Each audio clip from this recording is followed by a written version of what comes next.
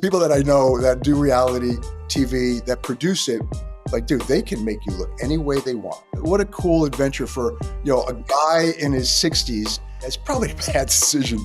I was doing it more for the tacos than the date. I was on a date and I said to the girl, I called her a girl, and she was like, spent the next 90 minutes talking about, I'm a lady or I'm a woman. I said, I understand. I have full respect. You know what I said to her, which I think I liked? We talk more and more about less and less and forget the love we bring. If I say girl, really? You give me a hard time? I mean, when did life become so complicated? Shawn French, what up?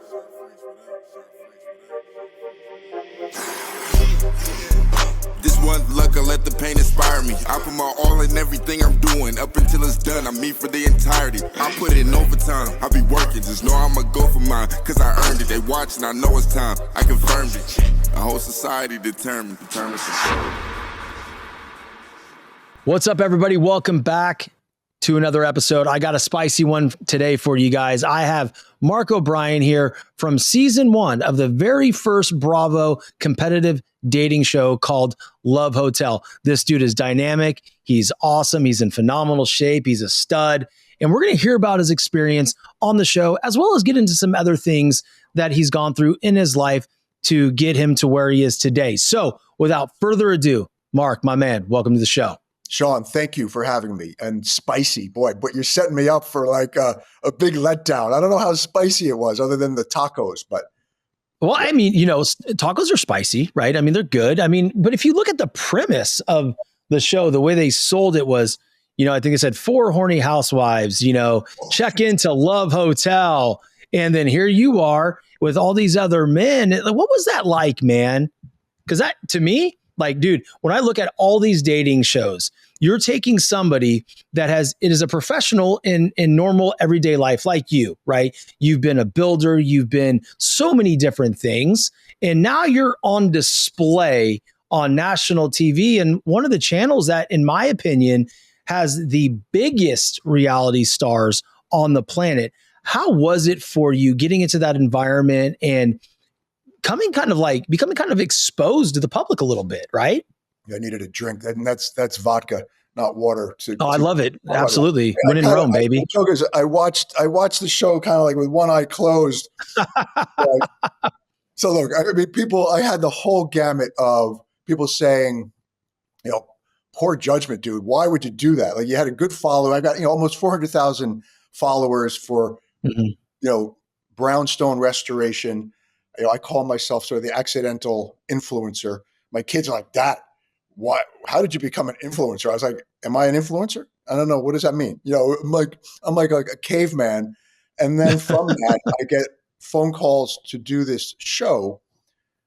They said 4 very successful, well-established, beautiful women, spicy. I know they said spicy, but I was like, nah, I don't know. That's not my thing. And then, I thought about it and I thought, well, why not? My motto that I sort of used as a training tool, as harsh or nasty as it might be, is just fucking do it.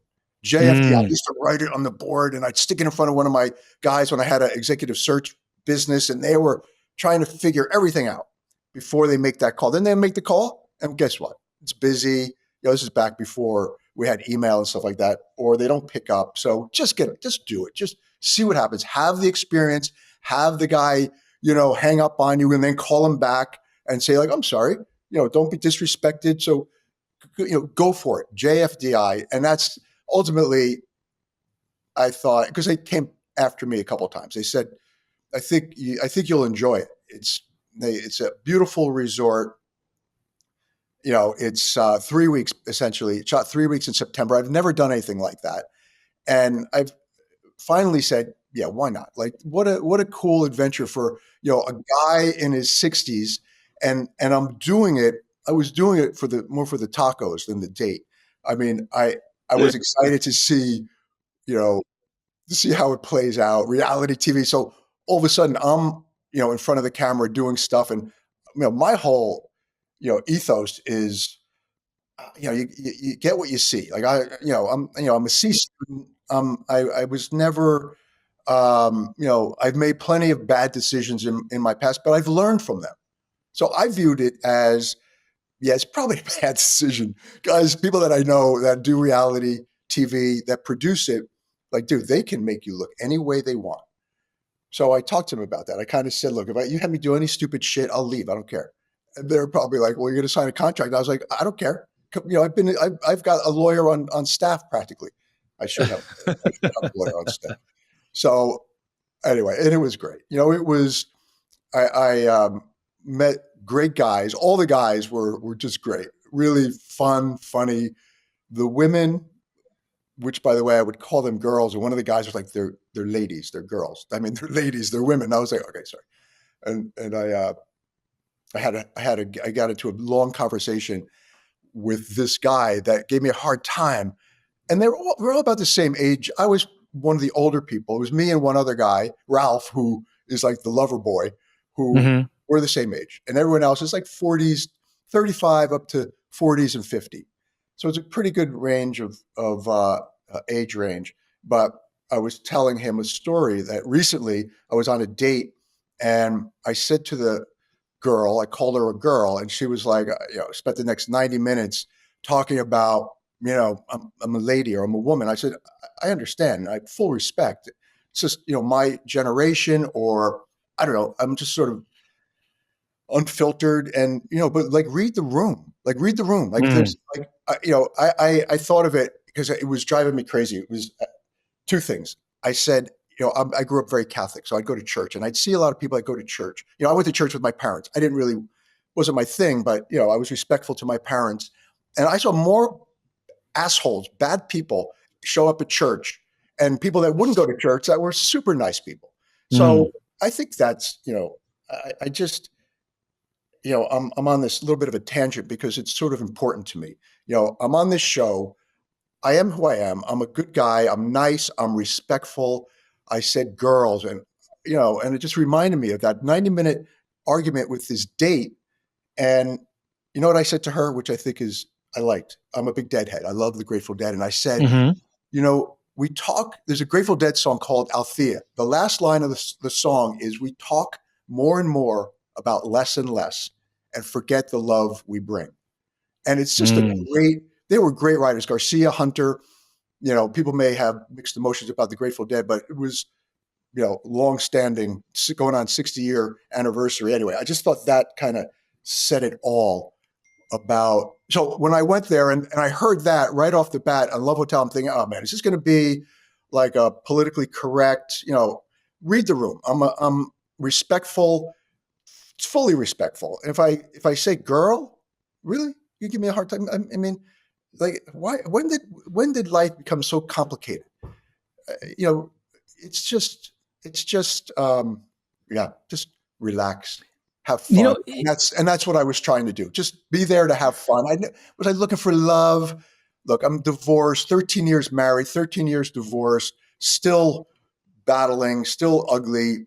We don't want to talk about that, but I don't think you're very ugly. Thank you. I was calling it the Loveless Hotel because I was just like, I don't know. I don't think this is going to work, but I'm going to have fun.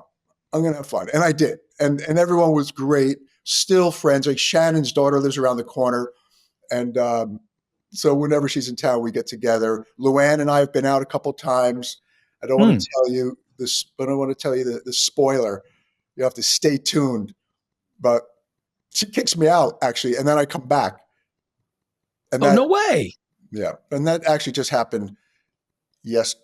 Man, I'm confused because it's the long holiday, but with a long weekend. But I didn't even watch it. I've watched one. The first one was the only one I watched. And again, with like one eye closed. People were like, oh, well, you were probably watching the Knick game. It's like, no, I wasn't watching the Knick game either. That's almost worse. I was at, yeah, that's right. I was at, where was I? Flatiron Room, watching a blues band at Flatiron Room, and wondering why it was kind of dead. And I said to my friend, I think it's because the Knicks are playing and Love Hotel is on. They're either watching the Knicks or Love Hotel. Both were successful. The Knicks won, and I'm coming back. Stay Coming tuned. back. It's interesting to me because I've had conversations with multiple people who have been on reality shows, mostly Love is Blind on Netflix, right? And the one thing that they've experienced is once there's a moment, right, to where maybe post-production paints them in a certain light, leaves things out, right? I mean, it's crafting a narrative, it's entertainment, right? But these individuals can, receive a lot of public scrutiny to the point where everybody makes this public opinion like that's who you are. And they fire off at them on social media. And it almost becomes this massive echo chamber. I guess cyberbullying, I guess, but someone very close to me to this day, anytime he speaks out on something, they bring up some old shit just because he said no at the altar. And quite honestly, I think there's more to that, right? I think that they did know that he didn't want to go to the altar. I think they did know that it was going to be a no for him, not no to the woman, but no at that time. And so my whole point of the whole thing is when you go on these reality shows, you are honestly exposing yourself to a certain narrative. How did you work through that, or have you experienced any of that in the early goings of the episodes that you've been in? Yeah, no, that's the whole crux of it, is that it can come back to bite you, and do you want to? And look, again, I'm like, I hang glide, I mountaineer, I rock climb, I do a lot of stupid shit that could go ugly, but when I get the butterflies in my stomach to being terrified and hanging on a cliff and, hang gliding and the wind drops and you drop, 200 feet. That's the thrill. I love that. It's a little sick, but I think that's why I like restoring old houses, why I built waterfront properties, why I moved my 5 kids to New Zealand. I just love the adrenaline rush. So I look at that like, bring it on. It's a little bit like bring it on. I've been, divorced, ugly divorce. My daughter at 11 had cancer. She's totally fine now, but it's like horrible shit where you're like, I didn't know how to spell divorce. Cancer, like that doesn't happen. That happens to other people, and sad. But when it happens, wow, holy shit. It just, man, it's, so like, whatever. I'm 60 something and, bring it on. Like people are trying to poke at me, love it. Like I just, you can't, you're not going to hurt me. No one's going to hurt me. Like, because I've been there, I've been hurt, I've been hit, I've been bashed, I've had businesses that were super successful and then fell off a cliff.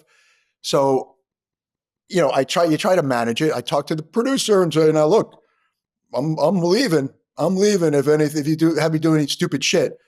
And they did. They had me dance. I'm like, I don't want to dance. Like, no one wants to see an old white guy dance. So, but I was whatever. How did that work out for you? Did you bust a move? What did it look like? No, it wasn't. I'm like, that you could cut that out for sure. No, it was fine. It was fine. It's funny because, you're talking about a lot of different things of, basically around the theme of risk, right? And I can relate, man, because when I started this show, 4.5 years ago, one of the biggest things I was worried about was how the public would perceive me, take small clips of conversations and then peanut butter that whole perception to my whole being, right? And what I found is it's a lot less scarier when you're in it, right? Because you're able to do so much and communicate in so many different ways to where hopefully that doesn't happen. But most recently, I was on Piers Morgan Uncensored. I've been on it twice. The first time, like that was my first taste, Mark, of actual hate. Like actual people were hating on you, or you were getting pissed off at no, I was no.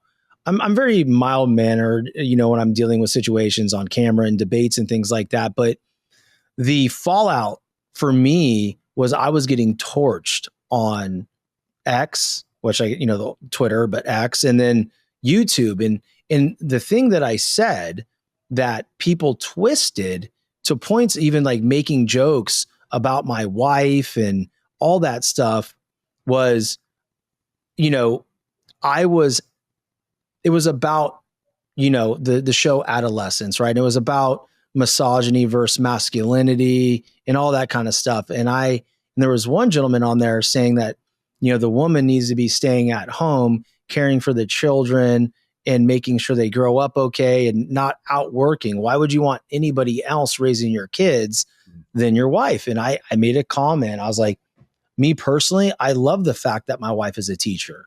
I love the fact that she's out there giving back to the kids in the community and teaching them Spanish and seeing her be successful in her own right, right? She's gone from, you know, being one of the top mortgage professionals in the world to one of the best salespeople in the world. And she took this opportunity in order to provide a better education for our children and put them in a school that was top notch in the area, right? And you know that, but people take it and they twist it. Oh, they twisted the shit out of it, man. There was one person that says, quote from Shawn French, "I also want like my wife getting D'd down by another man."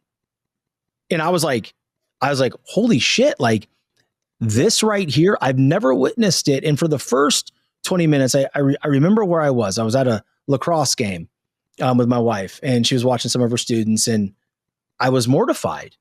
Yeah. Like, Mark, I was literally mortified that people were saying these things about me, about her, and how I was a covert feminist and like all these weird things, which I am not, right? But they perceived me in such a way that I got so much public hate. And I called my publicist. I'm like, what do I do about this? And she goes, nothing. Welcome to fame. Yeah. I'm like, damn. And so that point right there for me, like I can appreciate the risk of going on a reality show or going on to something like that, because, you know, I've experienced it, and it took me 4.5 years to experience that type of hate. And to the point where the second time I went on, I was expecting bad shit to come afterwards, and it never did. Right. But dude, like, because you're not a bad guy, because you're a good guy. No. Right. So look, I think the truth never dies, right? Truth never dies. So if you're a bad guy and you say something, you slip, you're trying your best to be on your best behavior. Something slips, chances are people are going to realize, you know, there's other things in the history that kind of connect dots to being a bad guy. But it should work when you're a good guy and when you're honest and you're real. And if something gets twisted, it's because, you know, look at the news, right? It's all about opinions, less about facts. And it's become a blurred line between opinions and facts. And so I don't even watch the news. I actually never really did, like, read the paper. And I used to get criticized. Oh, you know, you're going to be a giant businessman. You got to be up on current events. I'm like, why? It's just, you know, it took me a long time to realize that it's the same cycles, just go over and over and over again.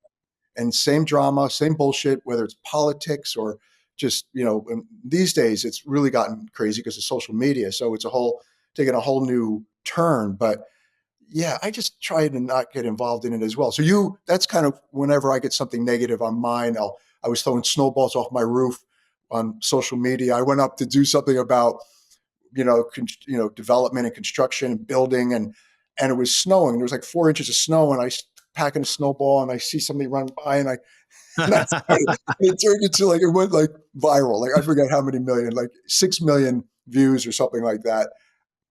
So funny. And some people would be like, that's really dangerous. You can hurt someone. I'm like, I'm sorry. What do you say? So I don't say anything. I just I just say, yeah, I'm sorry. I wasn't trying to be mean. I was, I didn't mean, it was just fun. I was lobbing them. I wasn't packing them. There was one that I packed. I got carried away. Packed it really hard, huh? I was talking, there were 2 guys walking right over here, and I whipped it. And I just wasn't even thinking. Most of them I was lobbing, and I was throwing them hard at cars, like whatever. And then with Peekball and this one, and whipped it, and it went right in between these 2 guys, and they looked up at me like, I'm going to kill you. Yeah. Yeah. But I was like, sorry, dude. They're like, it's crazy. We all do things that are borderline. Okay, why the hell did I do that? But the thing that I want to really bring home here in this particular part of the conversation is, I think everybody, right, that that in this world, they have the right to live their life the way they want to. Like, I don't judge people that believe that their wife should stay home. Hey, if it works for you and your wife's happy and the kids are taken care of, like, do you, right? But to get on a social platform and just destroy somebody for how they showed up in a certain moment, right? Or how you perceive that certain moment, to me is just freaking ridiculous. And, reality TV can do that, man. And if you haven't dealt with it much yet with the show, that's incredible because, like I said, man, I know people that have just been absolutely destroyed. And oh, dude, it impacts their every move. Imagine, on Love Hotel, as it progresses or whatever, there's something said or an action, and that the cohort of people view that as you, and everything that you put out from that point on, they tie it back to that one experience. It could have been 5 years ago, but like, that's the risk, man. But to your point, so what? Bring it, right? It's about growth. How did the show, or how is the show helping you as you watch it back and you reflect on you being there? Is there ways that it's helped you grow in perspective or anything like that? I'd say, like, if I was asked to do it again, would I do it? And I probably wouldn't, because it's like a one-off. Like, I wanted to check it out. So I think it's bolstered my feelings and my confidence. Try everything. I don't know how to say no. So I'll try most anything. I'll get into the two things I haven't tried, but maybe that's for after we hang up, or I'll get some hate. I'll get some hate mail.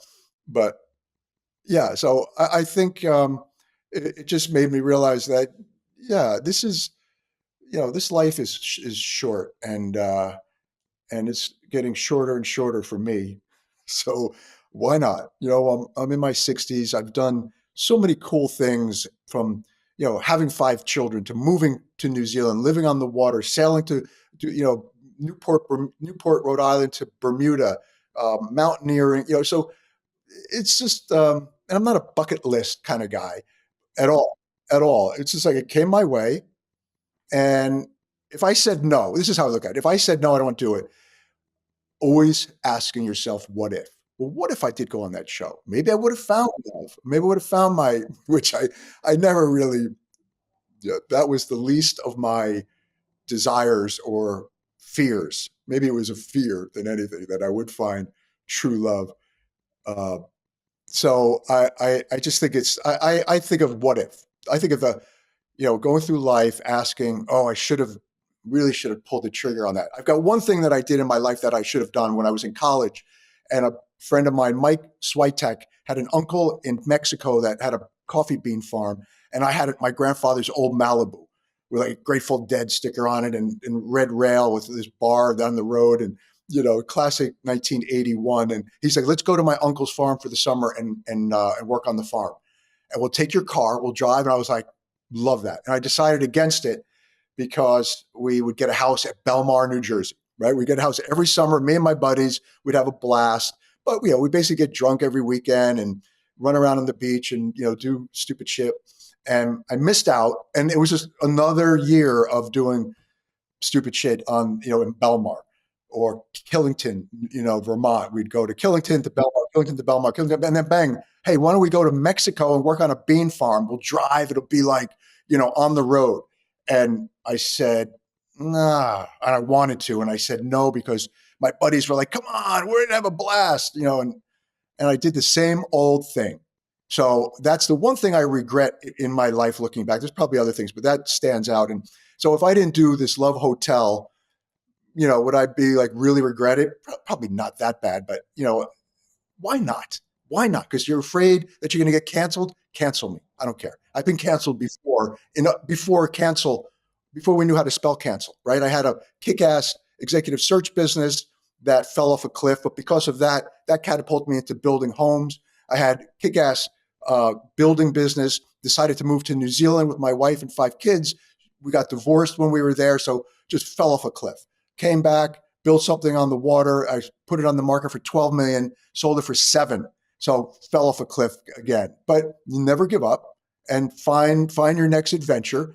Yeah, I live for adventure. You know what? If they twist it, because I know I'm not going to do anything stupid. I mean, maybe a little bit relatively, but I'm not going to.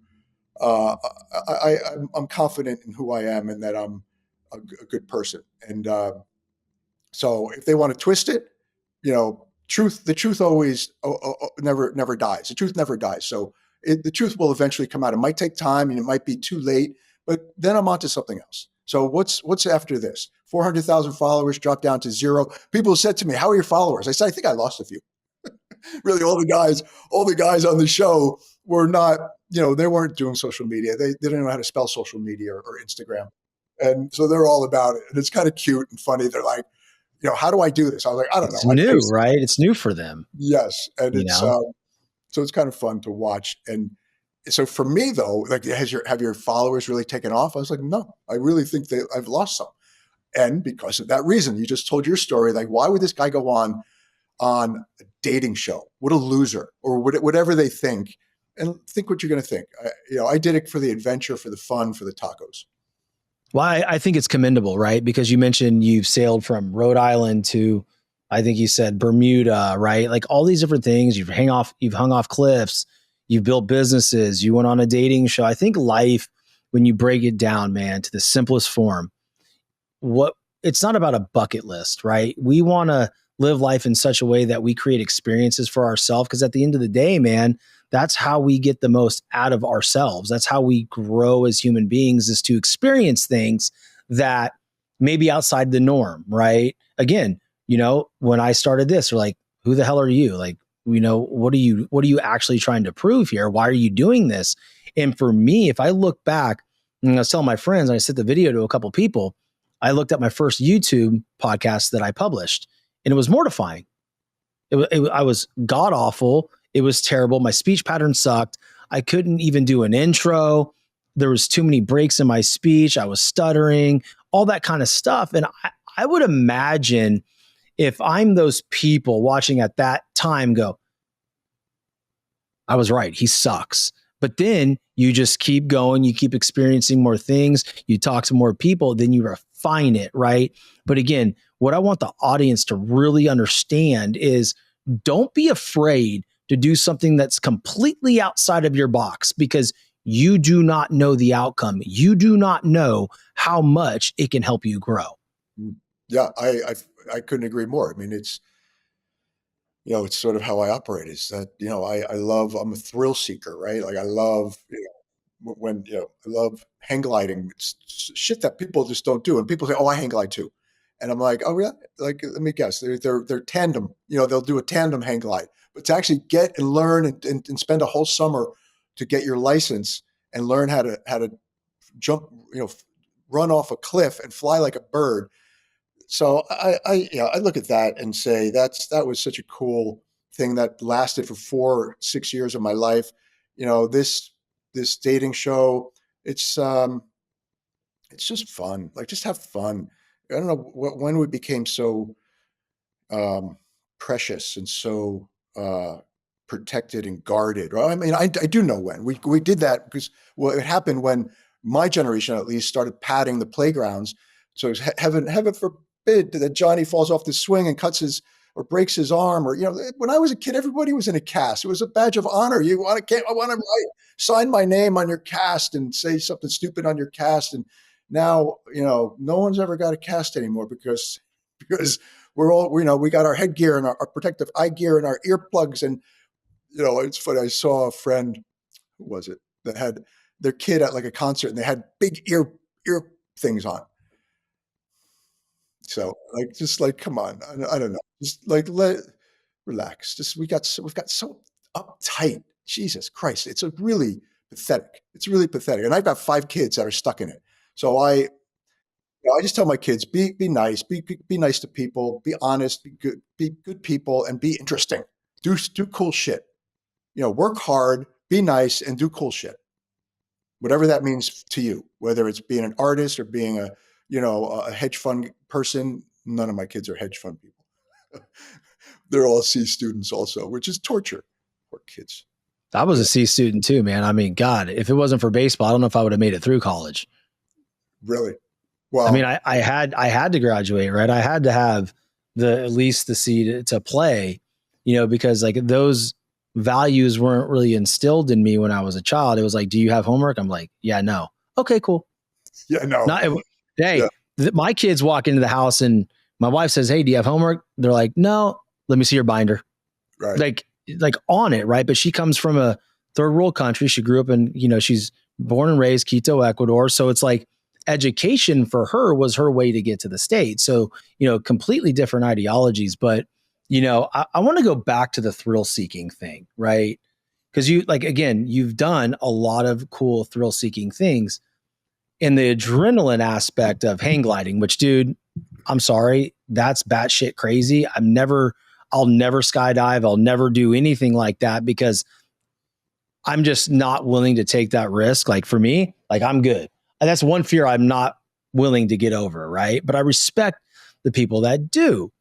But when you look at all those thrills and all that adrenaline, how did the filming of the show and going on to it, did any of that type of adrenaline translate to the show, or was it just kind of whatever to you? Sure. I would talk a bit about the, I get butterflies in my stomach the first moment when we walked out, and I think everybody was nervous, and I think that's the adrenaline pumping through your body, which for that to happen, as we get older, I think that's cool. I think it's great to do things that scare you and that are an adventure. So yeah, I was, butterflies. I'd be nervous, be like, I felt like a kid going on a date. And I'll say, I did realize something about myself on this show. The more we talk, the more things kind of open up. And I realized I like to be in control. So I kept saying to the producers, I know what I want to do. I want to go, and I'd be all excited. I'd be like, can you guys get some paddle boards and or a sailboat? And like, if you want to bring a camera guy, and like, they must have been like, what? Who do you think you are? What do you think? We're not going to get a sailboat or paddle boards. We got $1,000. The necklaces, by the way, that we were wearing are the microphone, and so they're all crazy with, if it goes in the water, you're paying for it. So I actually at one point was jumping from table to table. You know how they have in these resorts tables in the pool, and I was jumping from table to table. They're like, "Stop! You're going to fall in." I was like, "I'm not going to fall in. I guarantee I won't fall in." Anyway, I digress. So I felt like the nerves and the excitement was a little bit like hang gliding or mountaineering. And like, why, like the memories typically, and this might be opposite, the memories typically like mountaineering are better after the event. While you're doing it, you're saying, why am I doing this? I have a headache. I can't breathe. I'm freezing cold. And then the memories are great. Love Hotel, and your version of it could be, the memories were pretty cool. I mean, it was kind of fun, and but then the backlash and how they, how people perceive you. Maybe I'll start getting, maybe the memories won't be as good, but yeah, I feel like a memory is a memory, whether it's a good memory or a bad memory. It's a memory, and you learn from it. Maybe you shift a little bit, but I don't see any downside. So, people will try, the trolls will try to poke you, but I don't see any. Oh, they sure will, man. Yeah. They're out there. They're out there, bro. And also with hang gliding, you could die hang gliding. That's why I stopped. I had 2 friends get killed flying into trees and shit. But Love Jesus. Hotel, like it's Love Hotel. It's, stupid. It's stupid, silly shit. And if people think it's poor judgment, good, fair. Some of my best, some of my most fun events come from poor judgment. So it's a good point, right? It's a good point. I don't think it's bad judgment. I think like, again, we go back to experiences, right? And the nerves and the butterflies, before the dates and things like that. Did any of those impact your ability to be you completely? And you go back to and you're like, man, I could have been myself more in this situation here. And a lot of times, right, when we're in those situations, we're not ourselves. We're saying what we think people want to hear instead of just being truly who we are. Can you think of anything like that? Yeah, I mean, that was the most difficult part, and I think that was the point I was trying to make, and I got sidetracked a little bit with me trying to create my own date, but they had all of the dates set up. They knew exactly where you're going on your date. It's just a matter of who's going with who, and they had the whole setup because they had to have cameras, and I get it. The production for that was massive. It was impressive, the amount of production that goes into shooting this.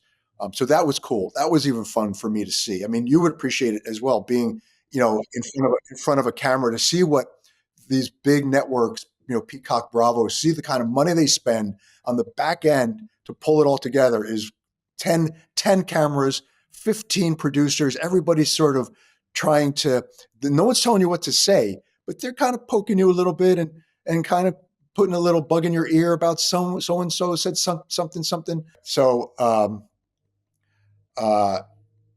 I tried to do my own dates. I said, I want to go paddleboarding. I want to get on a sailboat. And I couldn't do it. They're like, no, you're not doing it. You're going, where was my date? My date was like some kind of party or something. And dancing, I think. And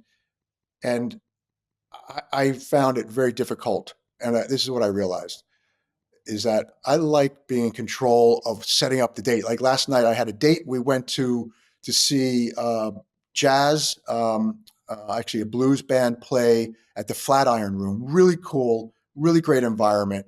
It was just, and I've been there before. So I just know what. The last couple of weeks, I went to the Russian Turkish bathhouse. Go with a date to the Turkish bathhouse. You do the platza where they hit you with the branch, and it's just great. If you haven't done it before, to bring someone, and it's kind of down and dirty, and it's not like a super fancy spa. It's an old Russian bathhouse, and then go to Mogador Cafe, which is a place that's on St. Mark's in the East Village, down and dirty, but it's been there for 45 years. It's just a top-notch, really great date, and I'm sort of curating it. So I'm there, and I'm on somebody else's date, essentially, and I'm not digging it. I'm like, that's some stupid luau dance where you tip your hat, and you're doing like a line dance, and all the people very nice, but they're showing you their tradition and I'm like, I don't go to resorts. I don't go on cruise ships. I go skiing or mountaineering. My honeymoon was mountaineering, which is probably why I'm divorced. We climbed a 21,000 foot mountain called Illimani in Bolivia or Peru. I think it's in Bolivia, but we were back and forth between Bolivia and Peru. But so they curate this date, and I'm like, this is so stupid, and I'm not enjoying it. And they got in the cameras, like, I don't know, how do you? Some of the guys did it very well, actually. Earl was great. Like, you would never know that he had a camera, and he's talking, sentimentals with Shannon. I didn't even have an opportunity. I was going after Luann. Luann, lived in New York. I live in New York. She's a countess. I was like, yeah, I've never been with a countess. Let me check that out. It's interesting. Hey, it's a good play, right? It's a good play, but like, when you're going through all that, I'm just thinking of this one thing, right? It's called control, right? And when we control situations, what the audience to really understand is that when we try to hold on too tightly and we don't go with the flow or let things happen as they may, because we can only control what we can, right? And in your case there, you're trying to control the date, which took away from your experience on the actual date, right? Because it didn't line up with what you wanted to do. And so it's just interesting to me because we do that as human beings all the time, right? I'll try to control a situation, which then takes me out of the presence of the moment. And so whatever's happening, I'm judging that every freaking second. I'm like, this sucks. This is not what I want to do. And from that point on, I'm never bringing my full self to that moment, if that makes sense. Yeah, I think um, I did step up, and I was like a little, brat. Like I don't want to do this.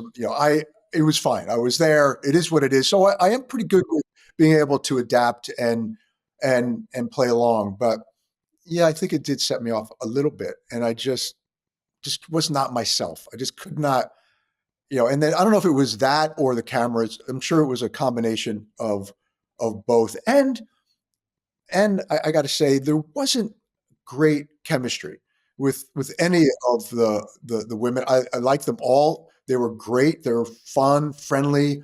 I still talk, as I mentioned, a lot, and I get together a lot with Shannon when she's in town, and Luann. Luann and I have been out in the city, 2 or 3 times since we got back, and we communicate a bit. So it was super fun. I always talk about the guys.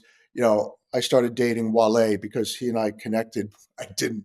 Don't. Oh my God, is that going to go sideways? I enjoyed hanging out with the guys.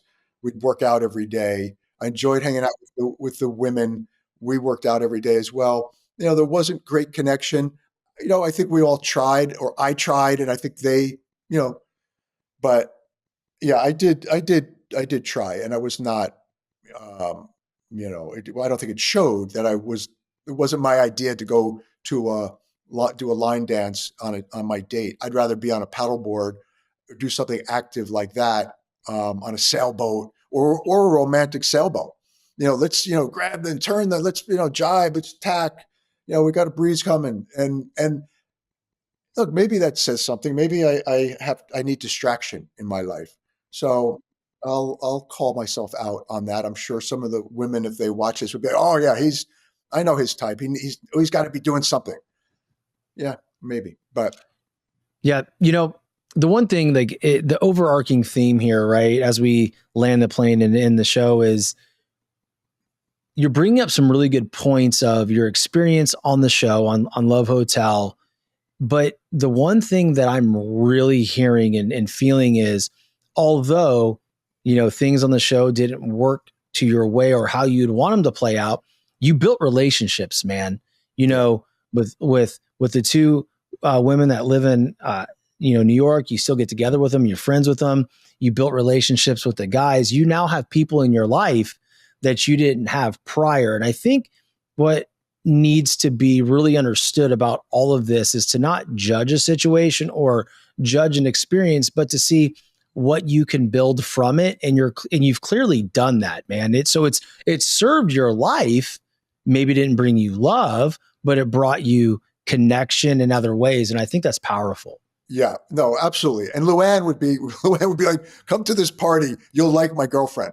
So I was like, great. And we would go, and, it was all fancy people. And maybe that's the problem. I'm not that fancy. So I don't like fancy stuff. I would be a little like, this is way too fancy. What, I'm a simple dude too, man. I don't like, too much fanciness, but it's just at some point in time, I'm going to have to dive into that and understand, like, hey, maybe this is here to serve me just a little bit. So, that's right. But dude, right. Yeah. I just appreciate chatting with you today. I know a lot about you, and, it's nice to see somebody that's so free and open to adventure and to do things that are uncomfortable in life, because again, life is all about doing the things that we don't really want to do, right, in order for us to grow as a person. And you are a poster boy of that, right? Well, you're flying off a cliff.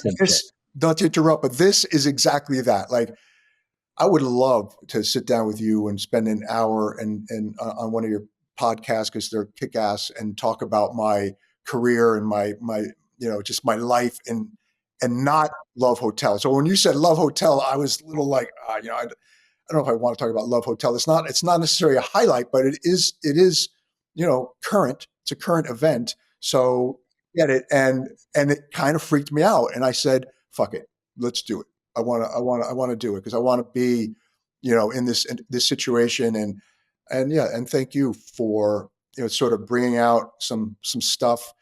I got to go talk to my shrink. Damn it. Well, hey man, that's what I do, right? That's what we do. But I appreciate you, man. And I'm looking forward to staying in contact with you. I have your info on social, so I'll reach out, and man, maybe one day when I'm up in NYC, we can get together. I got family up there, so it'd be good to meet you in person. And man, keep doing what you do. And I just appreciate you, man, so much. Well, thank you. Thanks for having me on. This is fun.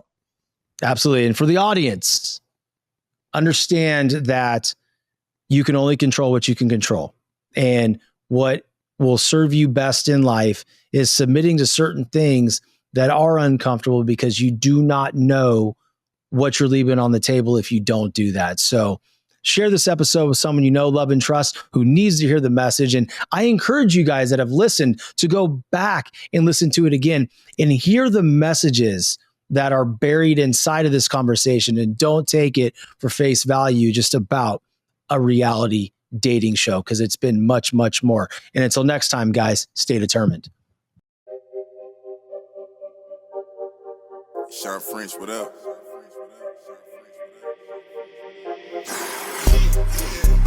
This one luck, I let the pain inspire me. I put my all in everything I'm doing. Up until it's done, I'm me for the entirety. I put it in overtime, I be working. Just know I'ma go for mine, cause I earned it. They watching, I know it's time, I confirmed it.